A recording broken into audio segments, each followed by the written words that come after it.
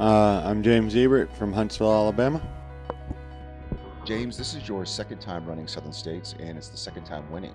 Did you have a different strategy coming in for this race versus last year? Not really, I guess. Just tried to treat the first half like getting to the start of the race and race the second half after sleeping. Very nice.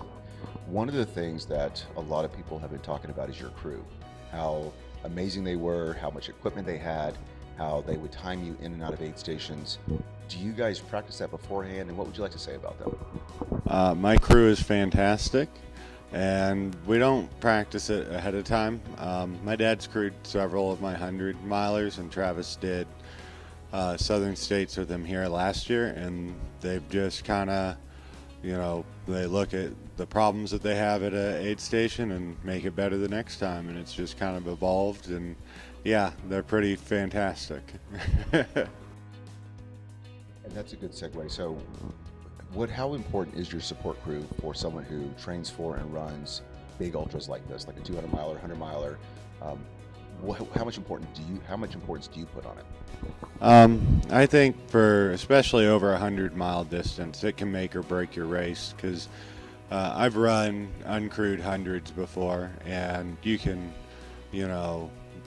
carry through a lot of things, but when you have a problem at mile 60 and you got 140 left to go with no way to, resolve it, that'll really derail your race. So having a crew that you can rely on, that will, figure out whatever the problems are, is integral. Perfect. And what do you love about ultra running in general? What's your favorite thing about this? I like spending time in the woods. Awesome. And then before you ran Southern States last year, what made you sign up for it the first year? In its inaugural year, a lot of people shy away from races that have not been going for a while. Why'd you sign up? So I love David's races.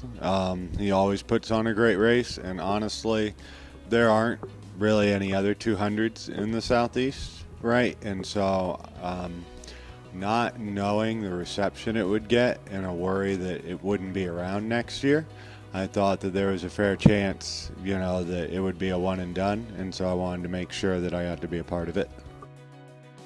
And seeing that it wasn't a one and done and actually growing, what are your thoughts on that?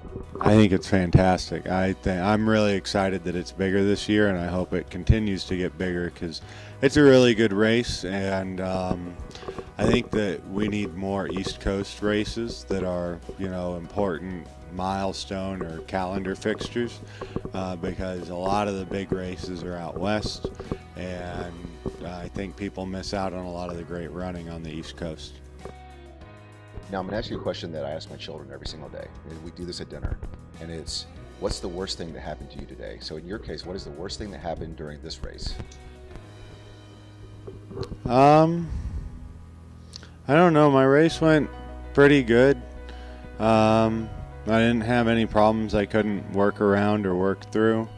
The heat early on was the biggest issue. So the first day being, up near 80 and being so early in the season, there wasn't any chance to acclimate to it.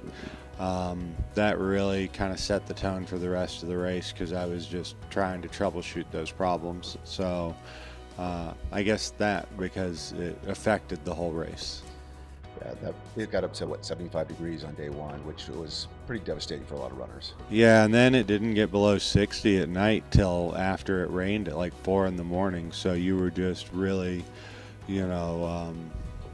busted out by the time you got any relief. And then when that happens so early, right, you carry that stress the rest of the race. You gotta, handle those issues. Absolutely. And then part two of that question, there's three parts. Part two is, what's the best thing that happened to you during this race?